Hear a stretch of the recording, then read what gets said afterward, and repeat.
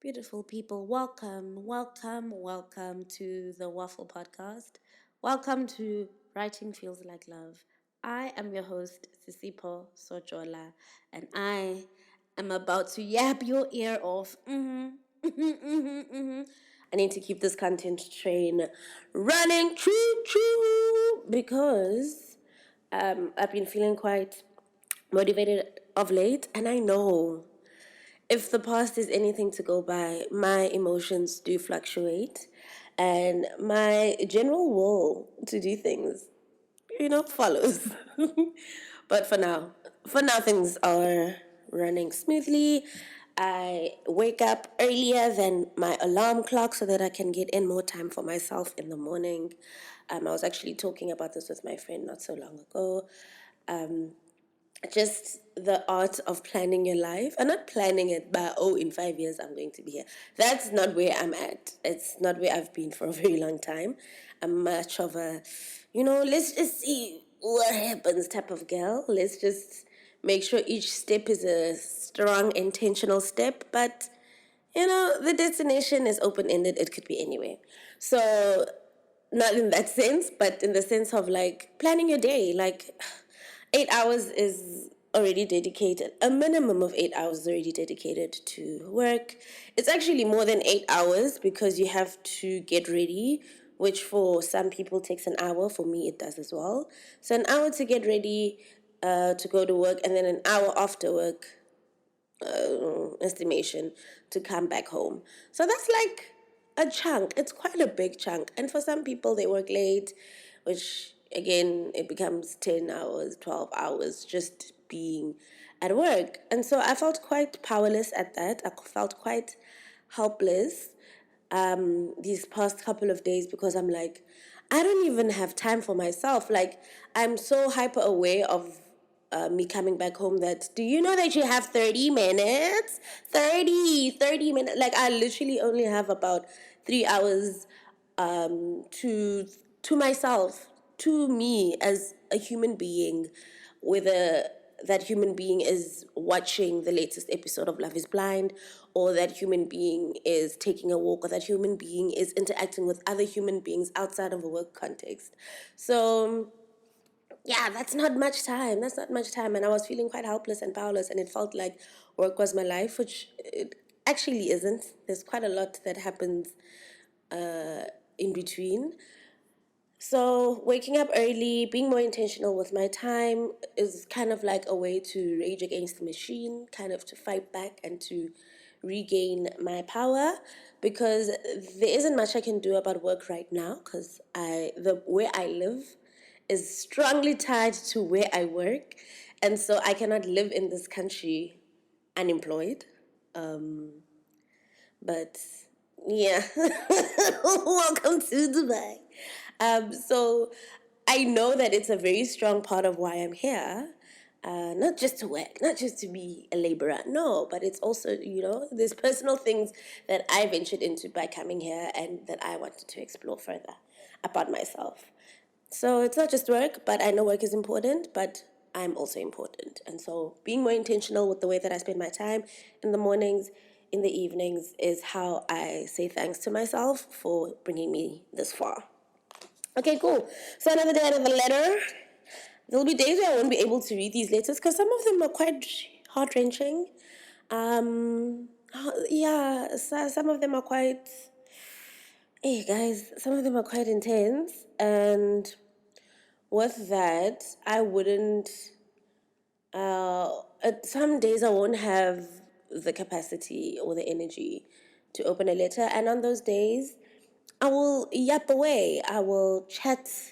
I will, if there's one thing I can do, that is to talk your ear off and ask questions. But because I'm still doing the solo, I'm going to ask myself questions, and you kind of get to see what it is that percolates in this girl's mind. So yeah, on days where I feel like no, actually, for me is not for this day. Because another thing with these letters, it's such a intimate thing. I'm absolutely opening myself. I'm cracking myself wide open by doing this because it is a practice that I hold very, very close to my heart and very, very dear to me. And so to share it is kind of scary. It's kind of like, uh, it's because I'm opening it up to a world of opinions, a world of interpretations, whatever. And I mean, I know that the good that it's done for me, and it would be good to share that goodness, but it is still sharing a part of me, and oh, guys, it's a lot. It's so scary. It's like this is my baby, if there's such a thing as papers being your baby. But it's just like a creation that I hold very dear to my heart. And so, yeah, I don't want to exploit it. I don't want to change the intention. I don't want to make it content, because then the intention changes where I'm writing to have something to record or talk about. And that sucks. That's the day I will stop. When it starts to feel like that, and this is just a pre-warning, if this is like 15 episodes in and I've suddenly stopped, you can refer back to this episode 3 and say, oh, this is where she said that the minute the intention changes, the podcast changes. I will not be elaborating further. Okay, so today's letter. Oh, okay. Today's letter. Oh, okay. I wrote this 25th April 2016. 2016. How old was I? 2016. I was 20. Yeah. Oh, by the way, guys, as I've said in many, many versions, is this I started writing these letters to myself when I was 16 in high school. But I have a box with all my high school letters. And then I have a box with all my 20s letters. That's the box I took with me to the UAE. My teen year letters is still at home, hidden in a very secure location. So every letter that is in this box, or that I'm going to be reading, is from my 20s. It's not from my teen years. It's from my 20s, which is also again fitting. I wonder if I'm gonna get a new box. I was actually thinking about this yesterday. If I'm gonna get a new box when I enter my 30s, because it was such an instinctive thing and a very natural progression thing. When I got a new box and I started filling that box with new letters, because my old box got really, really full very quickly. And my old box was actually my nephew's baby shoes. Like, he was like a literal baby. Excuse me. And he had like these little baby Adidas, and it came in a cute little box. Oh no, Nikes came in this cute little box, a red box. And I was like, oh, this is such a nice box that closes, whatever. I'm going to start writing letters and I'm going to start putting it in here. And I don't know how I got this new box. I think this new box is also a shoe box. But it's a small shoe. It was like baby shoes. It was like literal baby shoes, I think. It doesn't look like baby shoes though. Anyway, and it so happened to be red as well. So the red box. Oh, what if I call this podcast the Red Box Theory? Swing, swing, swing, coming to you live in the theater near you. I don't know. Yes, to the letter. Okay, so yes, 25th April 2016, I was 20, and let's see what I wanted to tell myself. Okay, this one. Okay, cool. I wish I could always write myself letters just to escape my reality and dive into this blank space. Get lost but still keep going and yet find my way in the unknown. I love it here. On this page, just me and you, or whatever you'll be, and nothing else. No Oh. No frustrations, no limits, just me and you. When things get tough, I can always turn to you. You're my angel. Oh my gosh. Okay, that's actually a quote from it's oh gosh, not me not knowing the song, but it's Angel. It's Angel by Flip. Oh my gosh. Okay, my brain is gonna I'm punishing my brain for not remembering this because Anita. I'm thinking Anita Black, and that is not a person. Anita Baker. Yes, fuck my life. Bad brain, bad. It was my late uncle's favorite song, Angel. Anita Baker is there's a beautiful relationship and nostalgic feeling I have with her music and growing up because she basically formed my formative years as a kid, as like a baby, because my family love her. Anyway, so when things get tough, I can always turn to you. You're my angel, my future self. That was my addition. I love turning to you. I love writing to you. The fact that I don't really know you yet the fact that I don't really know you yet comforts me of what's yet to come. Airless, outside voiceless, just me and you and this blank space to create. I was incredibly upset, and this is what I turned to my page, my written word. I already feel better. I still wanted a few more hours of self pity, but I just had to cut it short when I started writing because it's so difficult to stay angry at myself or anyone else for that matter when I do something that reminds me of love. Oh, girly. Writing. This all feels like gibberish now, but it'll all make sense eventually. I wonder when am I going to read these letters. I'm excited to remind myself of this love when I really need it. I love me when No, I love me, which is you, future self. Hold on to that, and may this feeling never drift. I really love what I do. I love me more, though. Cheer up and don't give up ever, dear future self. Oh, oh, guys, I was not lying when I said that this is a real thing. Actually, it is quite fitting that this podcast is called Writing Feels Like Love because I think that is a very common theme in all of these pages because I don't know, when I pick up a letter to read, whenever I am drawn to the red box, it's kind of like it's a recurring theme. Even though I don't think I've read every letter since, I think there are some letters in the box that, I forgot that I'd written. Some of them I can recognize, like this one that I just read, I recognize having read it like a while ago. And I can't remember, as I said, I was angry for some reason, but I can't remember what I was angry towards. But I do remember the feeling that writing about this feeling gave me. And that is priceless. Okay, there's another sneaky letter that came out of that letter. It was like a little letter within a letter. So let me also read that as a bonus.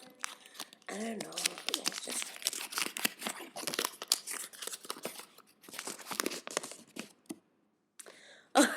Okay. Okay, so this one is a mini one. Most of them are minis, actually. This one was written on the 11th of April, 2023, which was last year, actually. Last year, March. I actually do not remember this letter. I was just looking at it. I'm like, when did you come? Where did you come from? I haven't seen that letter. Okay, cool. I'm gonna start. Ever wondered why your life unraveled like this? Lol. Who am I talking to? Of course you have. You constantly do. Well, I don't have the answer yet, but there are moments when the answer comes to you. Trust the process. If those moments are anything to go by, you're on the right track. Your track. You're exactly where and how you're supposed to be. I love you so much, my angel. Keep well. And then at the back is, also, you're not a square. Don't let anyone put you in a box. XOXO. Love you, girl. What? Also, isn't it fitting that both these letters dated, what, 9 years apart? Is that, no, not 9 years apart. Like 7 years? Okay, I don't know maths, guys. Yeah, right, I don't count. 2016, 2023. One was March, one is April. One is, what, the 25th, and one is the 11th of March, 2023. I don't know, both of those letters speak on me being an angel. That's so crazy. I don't know. I love finding like synchronicities in like the most obscure ways, because synchronicities are there, guys. It's nothing is an accident. Like this letter that was tucked into another letter was not an accident. Oh, there goes my alarm.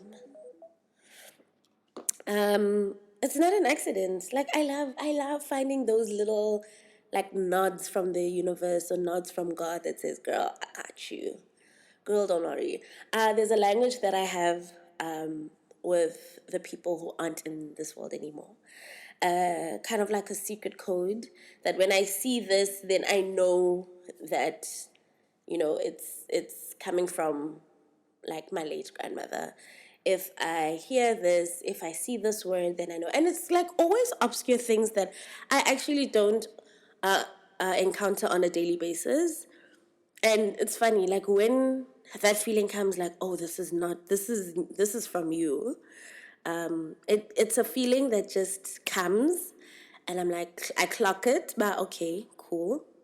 And then I start seeing this thing in like either recurringly, like, oh, now I start seeing it every day, or maybe because I've seen it every day, I'm like, nah, this is too specific, or I start seeing it in moments when I feel like, oh, woe is me, and it's just a sign, bah, girl, you good, we got you, and it's very comforting. It's very comforting. It's like my favorite thing.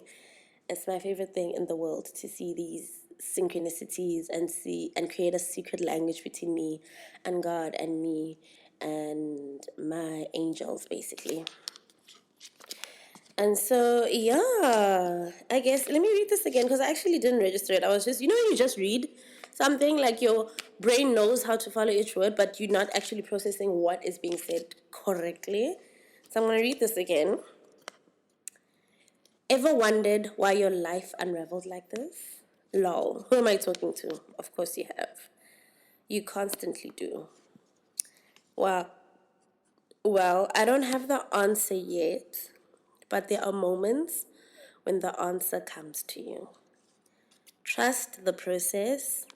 If those moments are anything to go by, then you're on the right track. Your track. You're exactly where and how you're supposed to be. I love you so much, Angel. Keep well. And remember, you're not a square. Don't let anyone put you in a box. If you needed to hear that if you just needed a little bit of reassurance from a voice coming from a mic on the other side of the world, there you have it. If you needed a sign, there it is. If you needed some reassurance, there you go. You're on the right track, which is your track. You're where you're supposed to be. You're not a square. Don't let anyone put you in a box. Trust the process, and the answer will always come to you. That's a beautiful sentiment. And again, writing feels like love. Oh, I love writing, guys. I love writing. Actually, wouldn't it be interesting? Yeah. Yeah, maybe it will. Just to talk about how I even got into writing. I mean, I'll make it short. I'm sure the story will come up a couple of more times because it is my favorite love story. It's between me and a pen, me and some paper, me and some poetry. I think I consciously started writing when I was, I was probably like, maybe I was 11 or, no, not 10. I think I was 11 or 12. It was like primary school. And I wrote a letter. No, not a letter. I wrote a poem and then I drew a watermelon around it. And I think this poem was to my grandmother, my paternal grandmother. I can't remember why I wrote a poem for her. And since then, like, the itch had got me. Like no. Actually, let me not lie. That was my first conscious formal form of writing, but I've written since I was a baby, like a literal unconscious baby. When kids start drawing on the walls and, the parents say, no, don't do that. I was that kid, but I was that kid on steroids. Like, if I had a pencil in my hand, no wall was safe. Every wall in the house was scared to see me coming because my doll, would write on you. And it's so funny because I haven't seen that trait in my nibblings. And for a very long time, I was the youngest.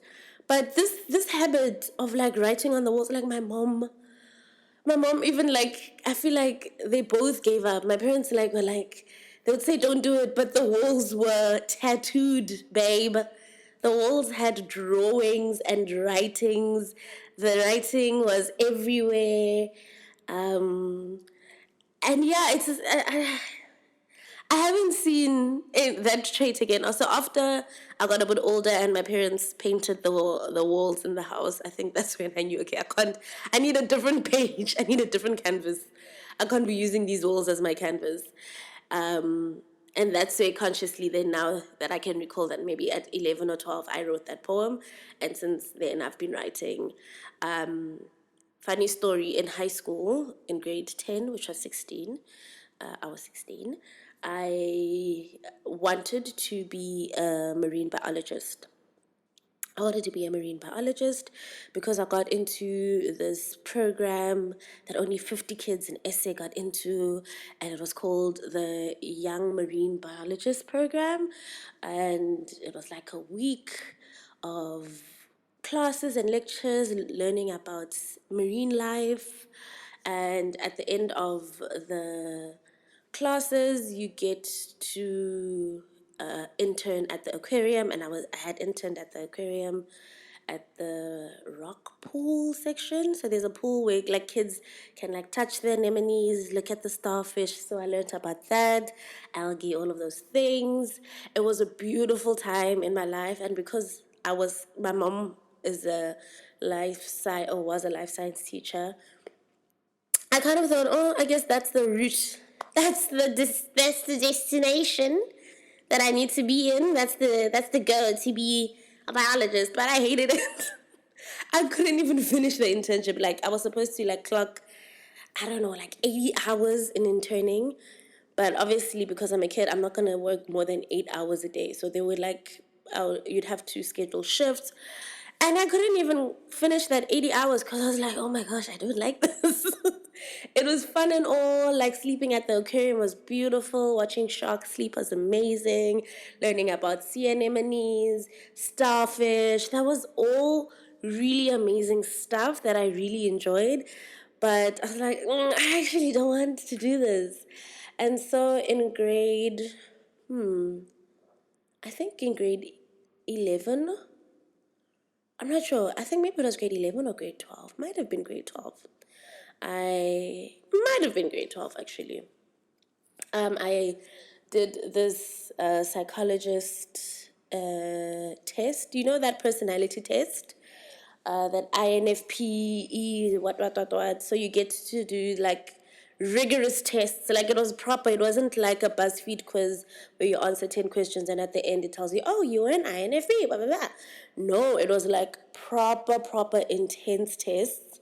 My reading capability, and I don't think it was maybe not just about the personality. I think the personality test, Myers-Briggs test, that was a component of it. But from there, uh, I learned, like, I was writing. Really, I was just still writing. I was still passionate about writing.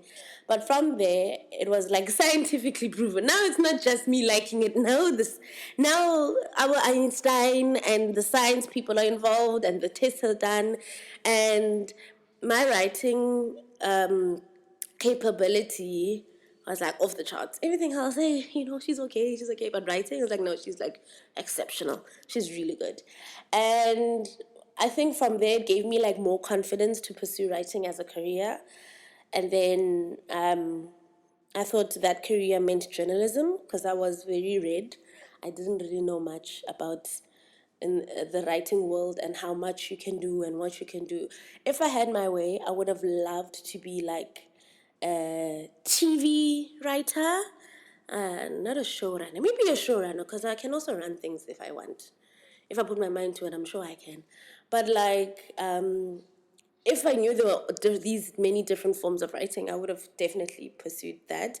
But I thought, okay, journalism is the way, because that's what I was exposed to as a young black girl watching SABC. I didn't even know advertising. I only got to know what advertise. Okay, sorry. Yes, I work in advertising. Just because I know this is gonna get confusing. Like, why is she talking about advertising? I'm a copywriter. I make ads. I'm a marketer, a specialist. I'm a creative, so I got into that type of writing, which is amazing. But yeah, I didn't even know until I was much older that the TV show I grew up, the soapy that I grew up watching that I loved, was also based off an advertising company. I had no idea. Anyway, so thinking journalism was the way for me to get into writing, I kind of tried to pursue that, even though, again, if I'm not motivated internally, I'm like so weirdly wired. If nothing motivates me to complete a thing, that thing won't be completed. It's very unfortunate. Like, some people will push through their discomforts. I've heard of people who study like courses and like become lawyers, but they didn't. Deep inside, they didn't want to become a lawyer. They became a lawyer because they had to become a lawyer. Their parents wanted them to become lawyers, whatever. I don't have that will in me to do something that I don't want or that I don't like. And so even in the when I wanted to pursue journalism, the application form really bored me that I didn't complete it. I don't know what I thought I was going to do. I don't know what I thought the plan was, because I didn't apply to any varsity after high school. I literally applied the next year. And it's only because of my uncle, shout outs to my uncle, Putmakhosa, who put me on copywriting and advertising, that my eyes were open, like, oh, shit, this is cool. And even until the point where I started studying, I didn't know what advertising was. I thought when they said, yeah, you're going to be a copywriter, you're going to write ads, I was like, okay, they're going to give me the ad and then I'm going to write for that ad. Little did I know that I have to do the thinking as well. Very, very naive, very wet behind the ears. But yeah, it's been a journey. It's been crazy. So in a professional sense, that's where love of writing began. But it has been a gift in my heart for as long as I can remember. Since I was that kid drawing on the walls and writing on the walls. It's actually such a scary thing to know your purpose. I've always felt like writing was my purpose in whatever capacity or in whatever form that it came in. I always knew that this thing was my purpose. But that thing can be extremely daunting when you know what you want to do, but you're extremely scared of failing at it. And so you don't do anything about it. You just do the bare minimum, because if you how can I say, if you push yourself and you like put in 1,000%, like how I'm trying to do with this podcast, you put in 1,000% and you get 50% back or you get 100% back, that shit is gonna break my spirit. I'm sorry, I'm not strong in that sense. And I'm so scared to fail at this thing, so I'm just like, I just do enough to get through, you know? It's just unfortunate, but I'm hoping to change this. I'm hoping to also keep the trajectory of this podcast and to keep the energy, because I know that I'm so willing to do it right now, and there are going to be times when I don't that I'm not as willing. I pray that God prepares me for that and pushes me through in any case, because this has been a long time coming and I've been yapping, and yeah. I hope that I can get to see you soon. I hope that I can get to talk in the next episode and share what else Fumi has to say, and also what else life has to say through me. Anyway, have a good one. Have a lovely one, dear friends and family, because I know if I get 5 views, 3 of those views are from my family. So to my friends and to my family, thank you for listening. To the strangers that are going to become friends and going to become family, I'll see you in the next one. Fingers crossed. Right? Bye.